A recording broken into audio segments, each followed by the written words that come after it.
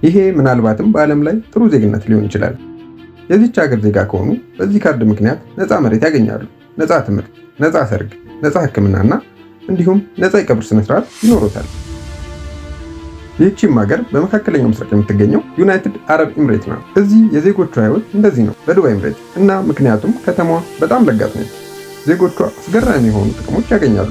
ይህን ለመስማት ዝግጁ ኖት? ሲወልዱ እዚህ ወላጆች ምንም አይከፍሉም። ለሚቀጥሉት 9 ወራት የህክምና ክትትል በነፃ ነው። የተወለደው ልጅ አድጎ ትምህርት ሲገባ ምንም ክፍያ አይከፍሉም።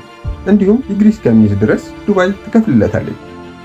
አይ እኔ መማር የሚፈልገው ዚያድ ዩኒቨርሲቲ ኒውዮርክ ውስጥ ነው ካሉም አይጨነቁ፣ መንግስት ይከፍልሎታል። ከዛ በኋላ ደግሞ ማግባት ከፈለጉና አቅም ከሌሎት ምንም እንዳይጨነቁ መንግስት ለሰርጎ $20,000 ይሰጦታል እና ካገቡ በኋላ ደግሞ መንግስት መሬት በነፃ ይሰጦታል።